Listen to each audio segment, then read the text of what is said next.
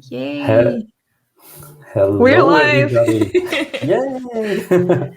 It's working. Um, okay. Good afternoon, everybody, or good morning, or good evening, depending on where you are. I'm super happy today to do this first joint webinar between UserList and Refiner. And as a matter of fact, it's actually our very first webinar at Refiner. So I might get lost from time to time, and I guess Jane will lead the way then. So without further ado, I would like to present you Jane. Jane is somebody who's pretty well known in the SaaS universe and through different roles as a consultant, but since a couple of years also since the co-founder of UserList, which is an awesome tool for SaaS companies to send behavior-driven emails. I think I'll let you talk a little bit more about that exactly, but so I think I give you the stage and let you introduce you, but because I'm pretty sure I forgot tons of stuff to say. Awesome. Well, thanks so much, Moritz, for the lovely introduction and for letting me talk to your wonderful customers and your audience. It's a great pleasure to meet everyone. I come from UserList today. So today I act as a founder of UserList. We are a solution for SaaS companies to send lifecycle and onboarding email to the customers. And we are super passionate about user onboarding automation because we've been helping SaaS founders with that for a few years, since 2017. That's like year 4 right now. And we've seen so many stories, so many founders. And today we made it into a small actionable workshop so that you can learn the key concepts and maybe reproduce some of them in your own product, like today, in one day, in a few hours, because really it's not that intimidating to get started with it. And the knowledge that you can get today is going to be tool agnostic. You can apply it with your own, with your own emails that you send. You can, of course, get UserList, but that's not the goal. And you can use Intercom or any other automation, and there's so many of them. We don't claim that ours is the best. We just claim that we know the needs of small SaaS founders very, very well. So we hope that we can help you with some of that. Let me share my slides then. And there is a Q&A section somewhere here. So if you'd like to ask questions, please feel free to drop them there. I can answer them after the presentation or meanwhile, depending on how well it fits into the context. And in the end of this presentation, I'm going to link you to a PDF download, no opt-in required, the worksheets that you can print out and then try and apply some of these methods that we're going to be talking about today in practice. So that's the prep part. And now let's dive into the content. As soon as I figure out how to share this Chrome tab, we will be just fine. Okay, should be seeing the slides now. So the name is your minimum viable user onboarding. And I think we mostly know what user onboarding is, but in case you've been wondering, it's a system that you as a founder or a customer success person can set up so that the user starts receiving value from your app. And that is extremely important, because if they are not receiving value, then they don't have a reason to pay you. And that's why SaaS is so much more challenging than, let's say, books or courses, because with books, for example, they pay you money, and then it probably doesn't matter if they receive value or not. With SaaS, it's all about receiving value. So your goal is to set up the system that will guide them, that will help them along the way. As one of our podcast guests, Ellie Blum, said, if you are selling a product that can do something, then your goal is to help people do that one thing.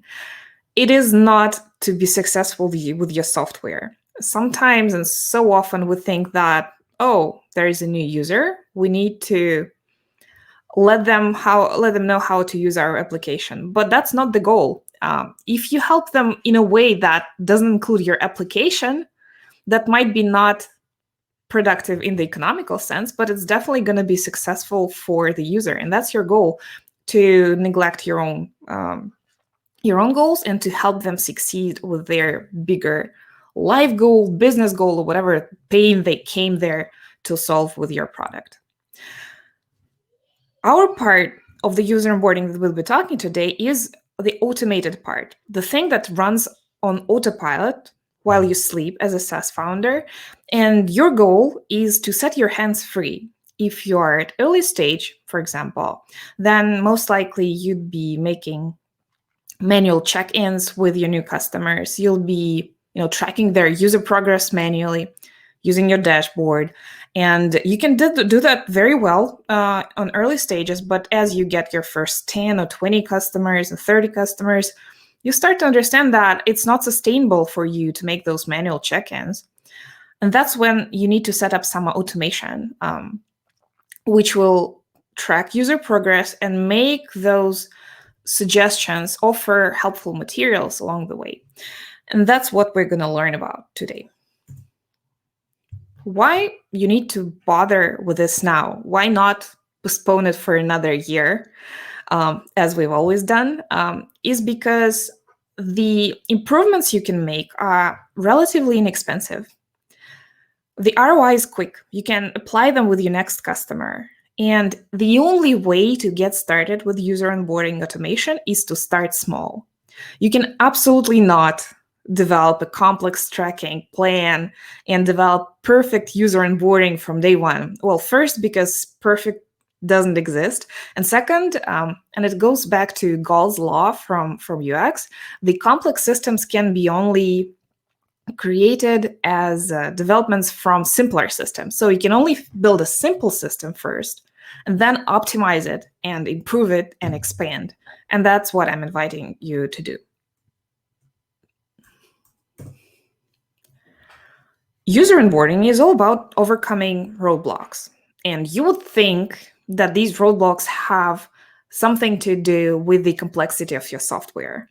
But you'll be amazed and surprised that a lot of these roadblocks they're not that directly related to your product. It's not about finding the right button or something like that. The roadblocks people are facing is the necessity to study your product, the necessity to front load work before they can start receiving value. So they need to sit down and spend like 5 hours doing something in an app, learning things that they're not going to use anywhere else, only to get something going in your app. Of course, that's intimidating. Of course, it's overwhelming. And of course, they never have time. So your goal as a founder is to solve these problems.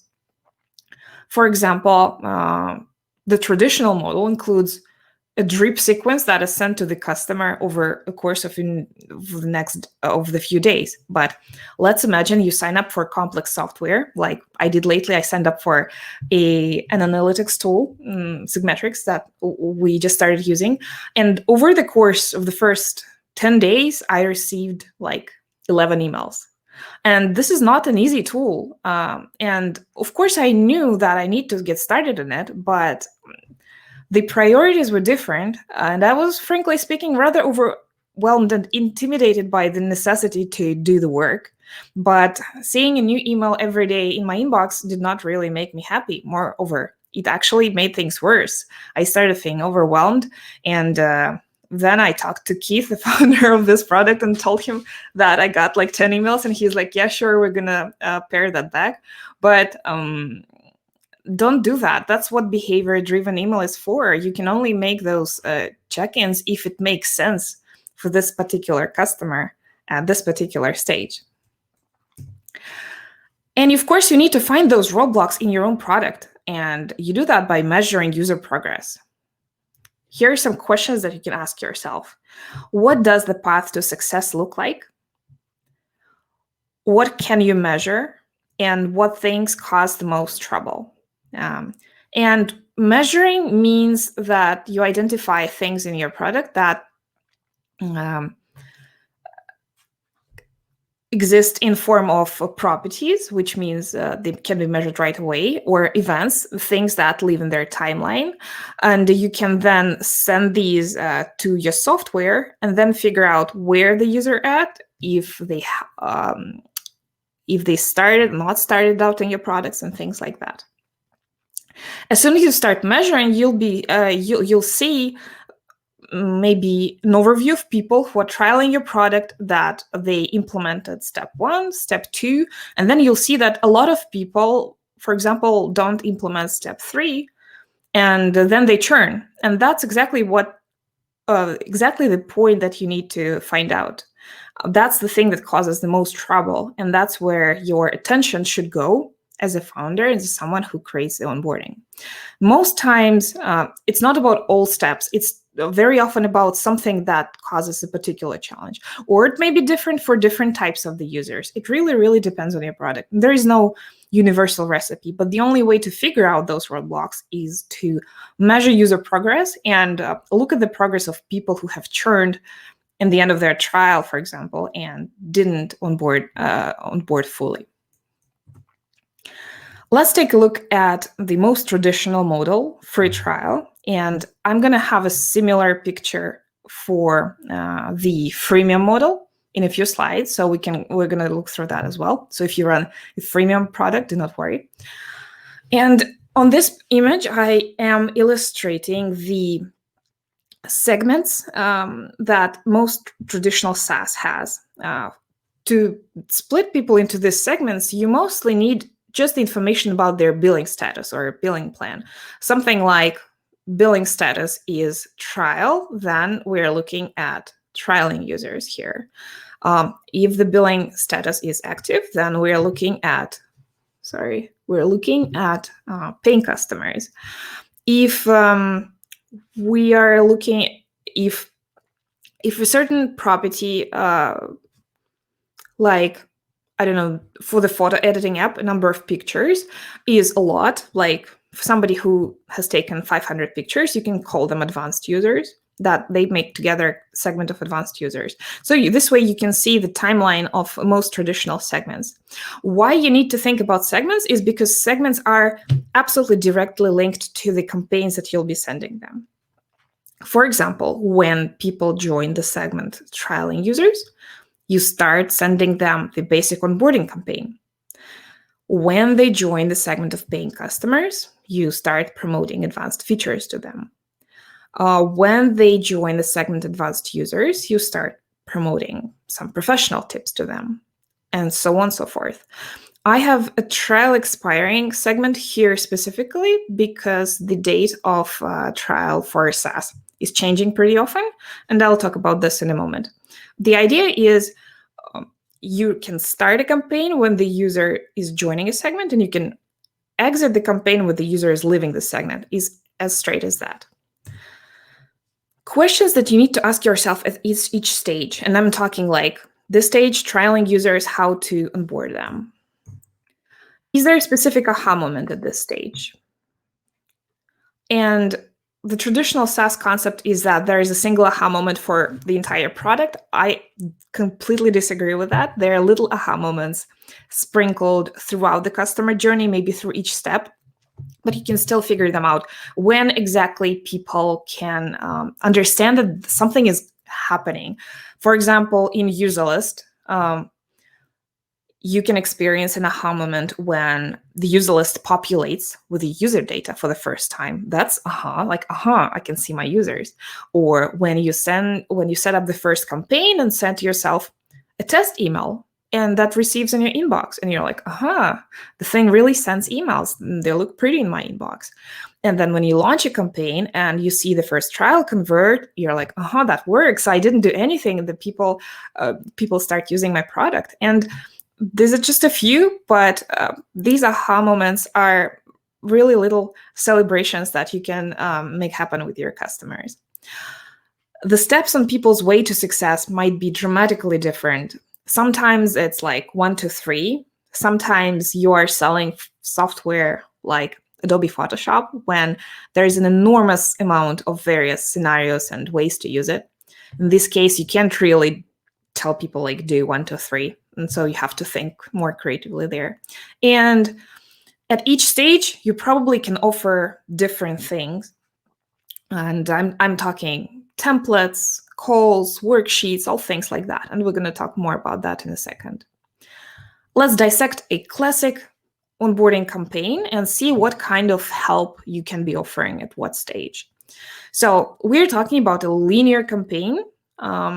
Looks like a traditional drip sequence, but it's a little bit smarter because for feature A and feature B here, we will be making check-ins, therefore checking on behavior data.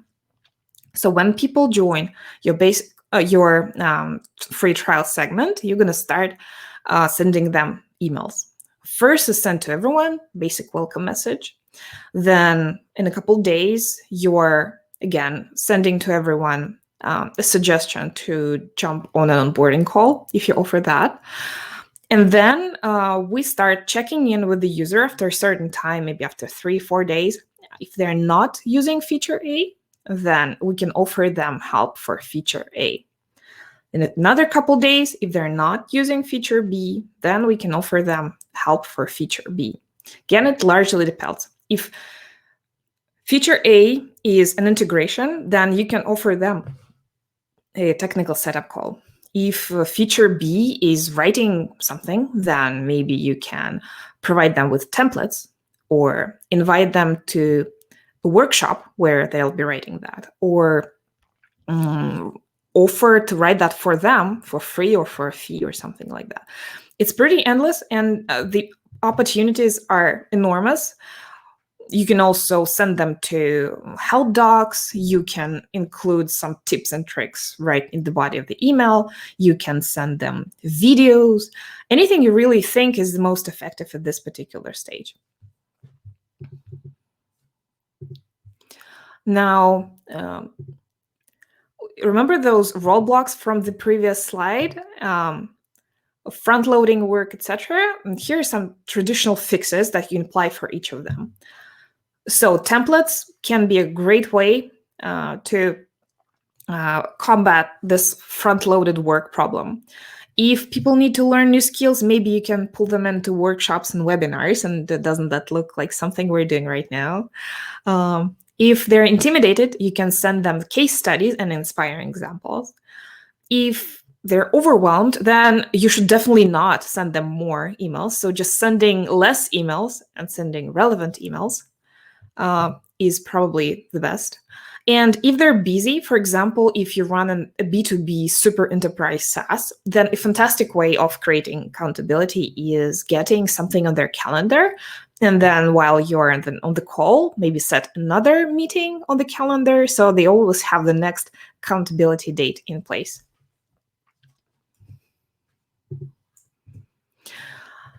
I want to refer to a case study from our show that we run.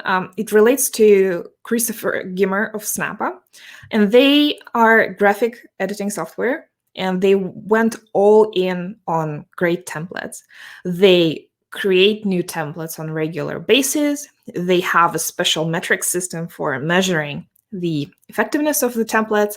Their templates are not just design templates, but a collaboration between a designer and the marketer, so that the templates don't just make visual sense, but they also make sense in terms of the platform and follow the best marketing practices.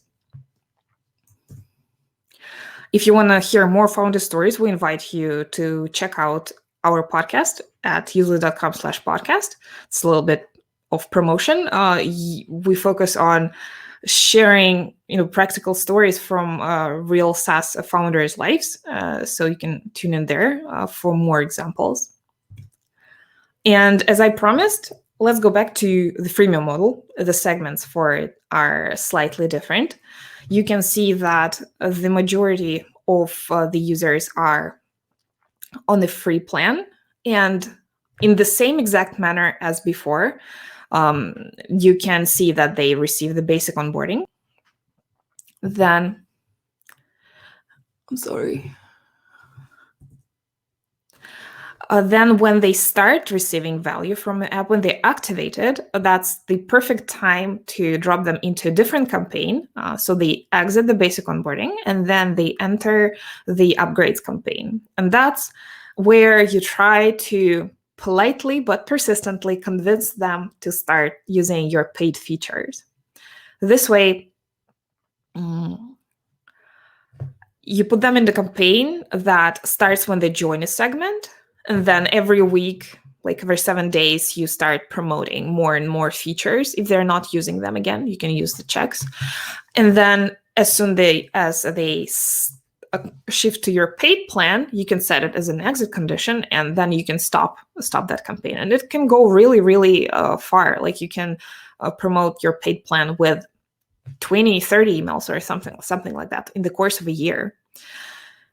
But it only makes sense to send it to people who have started receiving value in your with your app, or to send that to people who are using it. Because if they aren't, it really doesn't make sense to hammer your value proposition.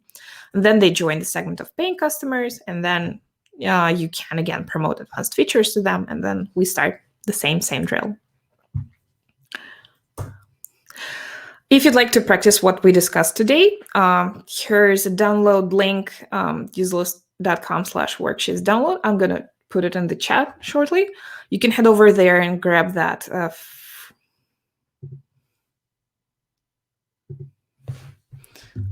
Okay. You can grab that. Morris has abandoned us. I'm hoping to see him later. So you can grab the worksheets here. If you can see and hear me, can you please drop something in the chat? That'd be great. And let's head over and I'll stop sharing here and answer the questions.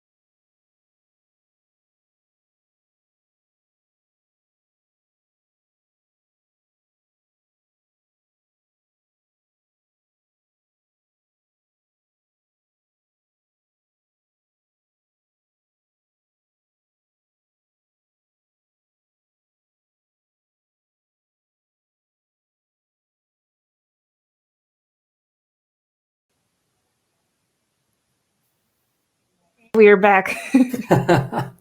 Sorry. I thought I lost you and the connection, so I decided to reload. That was not the wisest decision. Somehow my live stream stopped working, and I also then decided to reload. And maybe that was not the wisest decision either. So I missed the last minutes. Tell me, update me, where were you at?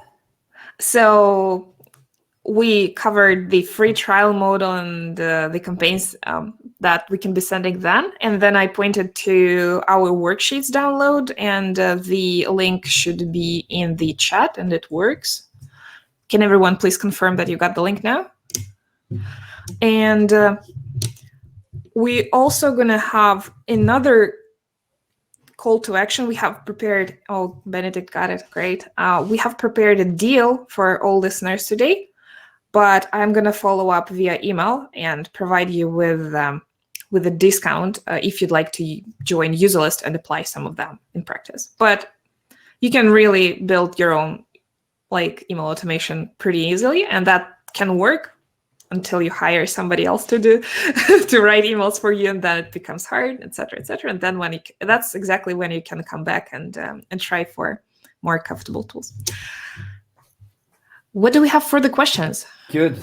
All right. Thanks a lot. First of all, Jane, really cool. If you don't mind, I will jump in right now. I already did, but I will lead the Q&A. So we got 3 questions through Twitter. It's a common friend of us who is called Azar. And I think their questions, his questions are really interesting. I personally have also 2 I can ask. And but please, feel free in the audience, if you have any questions, just send them in. So let's start with the first one.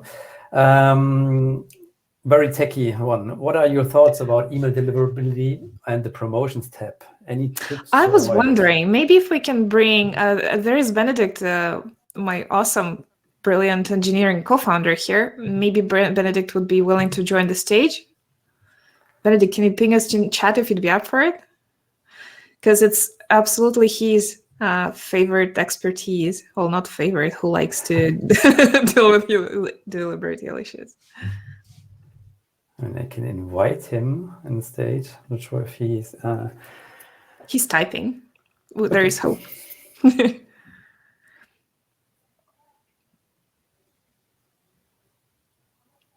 So he will...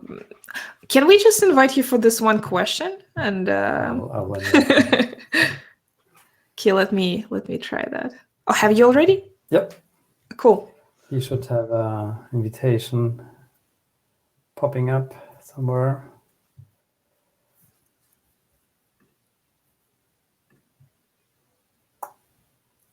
Hey, he's coming. Hey, is it working?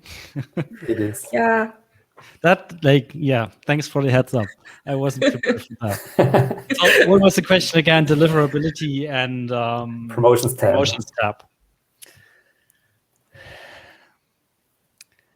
So well, deliverability.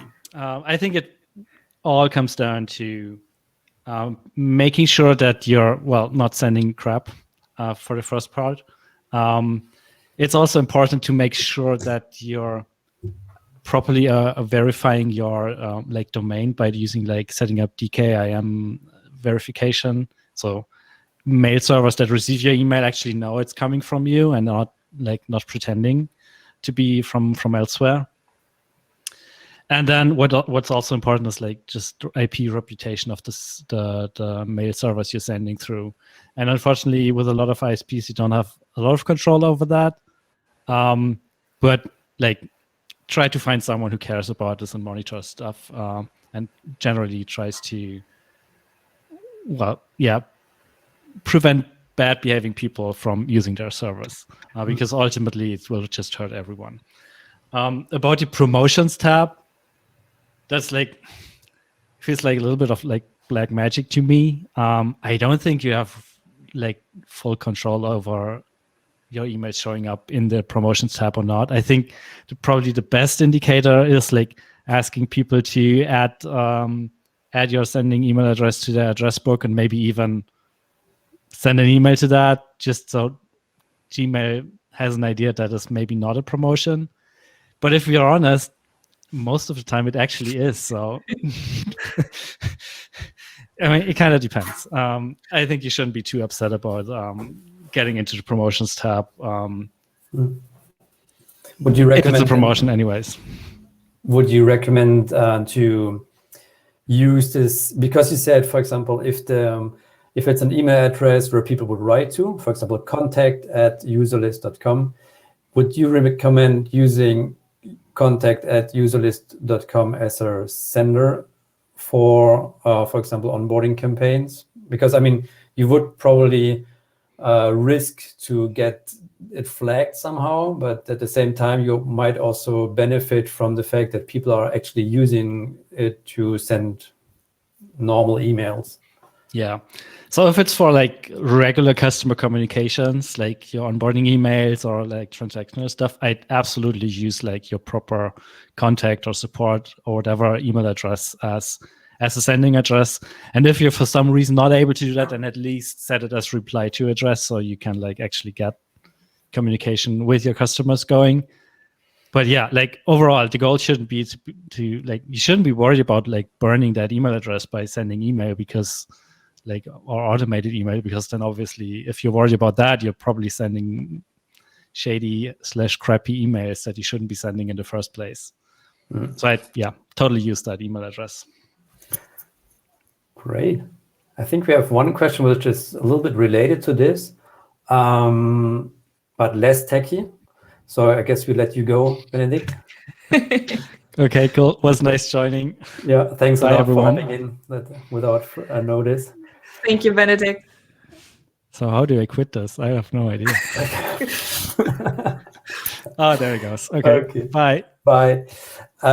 Because the second question, which is related to that, is how many emails should we have if, for example, you have a 30 days trial and a freemium product? I mean, you already mentioned in your presentation there's not a one-size-fits-all kind of solution, but what's the typical number you see, for example, at user list? Are we talking 5? Are we talking 20, hundreds? I think it largely depends. Well, one is if the user is not doing anything, bombarding them again and again does not make any sense. So you've got to like slow down somewhere. And then it's about the frequency they feel in their inbox as a result.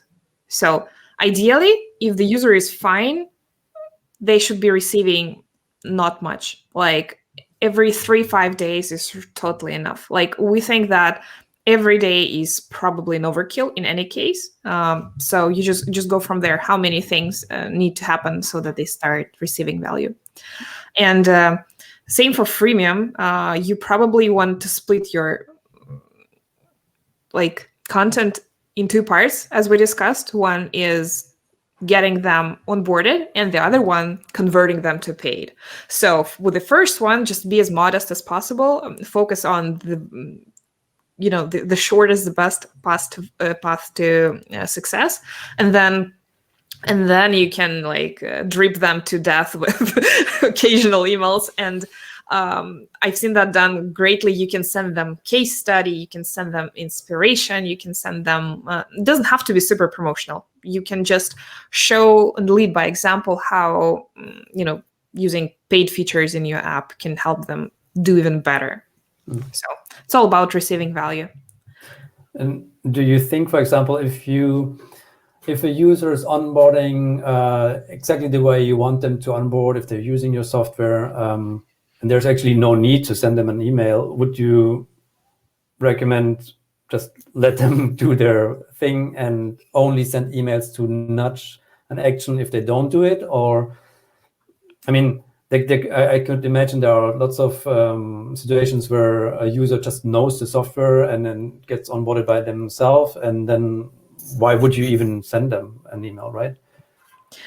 Again, you can have multiple feature flags as properties in your tracking. So you can see your features that they absolutely must use, but let's say there are little things here and there that they can increase their productivity. So you can put these together in like advanced feature campaign, and every 1 or 2 weeks let them know about something that they're not using yet. I don't think there's anything bad with it. And again, we just barely touched on the topic of lifecycle email. Like we are just looking at this beginning of the journey, but you can, after 3 or 6 months, you can try and convert them from monthly to annual.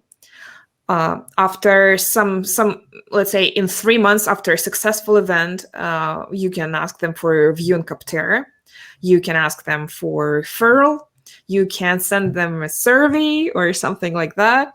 And tons of things you can do to either help them receive value, or then in return ask them for something after they've just experienced something positive using your tool. So lots of opportunities there. You shouldn't really leave them alone, but it shouldn't be like hammering. I have one question about this life cycle idea. For example, you have B2B SaaS and you are having team accounts. So for example, somebody would create an account. They would be the account owner, I guess. They would be the first one checking out your software. And I guess you want to send them emails and guide them along the way with maybe in-app checklists and whatever you want to do. And then they might invite their colleagues. Do you see at UserList people doing that they send different campaigns depending on what roles they are having, like, or when they are invited? For example, are they invited within the first week or after 2 years? Stuff like this. Can you talk a little bit about that? It's a wonderful question. I'm so glad you touched on that. Yeah. First, because we are just about to launch the companies feature in UserList, so you can properly handle many-to-many relationships between your team accounts and users inside them. So you can have the user in the context of this company, in the context of another company, and it's all properly handled. So yes, definitely. And even if your software doesn't allow for that, you can still have a property, something like user role, admin, editor, I don't know, guest, something like that. And depending on that property, you will be receiving different onboarding sequences. That's absolutely recommended. And we haven't gotten as far as tracking who joined when. That's probably a little bit hard. So better to use a property for that. It's a bit easier. But you could probably track that as well. So that's absolutely great. Remember Slack, when Slack was trying to onboard you every time for each new Slack group? Don't do that. So trying to see where the user is, if it's not their first company or something, we're trying to solve that problem a little bit. Yeah, great. That's good, because I think, there's definitely those situations where somebody gets invited to a team account, but it's obvious their role is to put in the credit card and download invoices, but they're not using the software. So why would you send them irrelevant emails along the way? I want to add a little bit there. There are so many assumptions you can make that can be wrong. Like, you would think the first one who joins will be the admin. Maybe not. You can assume that the first one who joins will be paying. Well, maybe not. And therefore, trying as much as you can explicitly identify who's doing what, that's of course not just a matter of software that sends email. That's a matter of how you organize your product. But try to explicitly know what this person does. Don't make assumptions. Like, very likely assumptions are going to be wrong for the next product. Yeah, makes total sense. Yeah. There's one last question in case nobody else has another one, which I actually also like as a last question, if you're not having anything else to add. Which companies are doing email onboarding the best? Do you have any examples to look at? Yeah, I think that's if there's somebody amongst your customers, or maybe a bigger company which is not yet a customer, something which was like a nice onboarding you experienced recently. Well, one thing about these experiences, it's super hard to explore them, because we interviewed Samuel Hulick, and he's like, I tried to ask him if some company does personalization well. And he's like, if somebody does personalization well, you don't notice it. So I'm saying, well, if you got somewhere, if you're starting to use a tool and you didn't receive many emails, that's exactly what they had in mind. Who knows? But I'm glad I saw this question up front. I have some links for you. So we don't do as much of that as we'd love to, but there is Val Geisler. and I'm gonna drop a link to her blog here. She does email teardowns, and also Remy of Page Flows just recently launched a new product called Inbox Flows, and it doesn't only relate to SaaS, but I think he did an amazing job of visualizing, as soon as I find the link, visualizing and putting together email marketing sequences. And I can't wait to dive into those myself as well. So just two of these resources should already take you somewhere. Very good. Cool. And also, very often, big software doesn't always do it great. Like, you'd be amazed if you use a lot of software like we do. Sometimes you think, oh, they're so well funded, they should know how to set good email. You'd be surprised. Sometimes it's about like poor writing. Sometimes it's about really too much email or sending completely irrelevant stuff. So it's exactly that same case when you should pave your own journey, not copy others, because you're the only one who knows your users best. And Intercom and Dropbox don't. So I actually have another question on this, because I think what might happen in big companies is that there might be it might be not that well defined who's actually responsible for the whole onboarding topic, because you might put it a little bit in the product corner or the marketing, or is there, there should be one explicit role for it, which would be customer experience or journey manager or something like this. Can you give me an idea how, for example, your customers are handling this, like when they are small companies and they're a little bit bigger? Where is it attached to? We had so many discussions about this. So I'm so glad you raised this topic again. Basically, you would think that there's a customer success manager, or the lead of the support team would be responsible for it because they do the most hand-holding, so they know the troubles. But then it requires product effort, but then it requires using marketing software, and everybody's confused, like, who's going to do that? So the idea is to assign one person who is your user onboarding champion, and it does not really matter what department they belong to. They might be a designer, or they might be a marketer, they might be a customer support person, and then they will take this under their wing and then pull resources they need to make it happen. But there's got to be somebody responsible for it. Mm-hmm. And once we're at it, another organizational practice that really helps is regularly run your own onboarding, including like signing up, paying with a card, and all those other little steps. You'll be surprised, like, nobody really does it very often, but you'll be surprised how you may even not think or forgot about something that's happening there. It's pretty revelatory if you do this. Revelatory. Yeah, I experienced that the other day. For example, what I did, I created an account for Refiner, and I was in a hurry because I wanted to test something. And I realized that my first screen is actually super overwhelming. And I never realized that, because whenever we were working on this, we were focused on this screen, but we were never actually in the shoes of a user who has a limited attention span because they don't know us and they don't want to invest too much brain power. And so I think having this, really trying to put yourself in the shoes of a user and try to experience your product as a new user and really shut out all the knowledge you have about your own company. That's I think a super important exercise to do. Yes. Mm-hmm. Cool.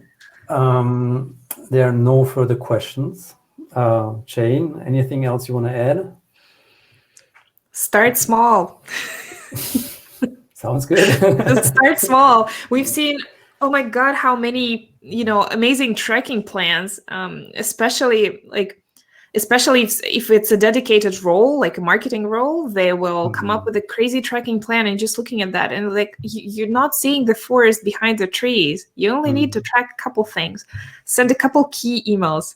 You'll be already much better than you were yesterday.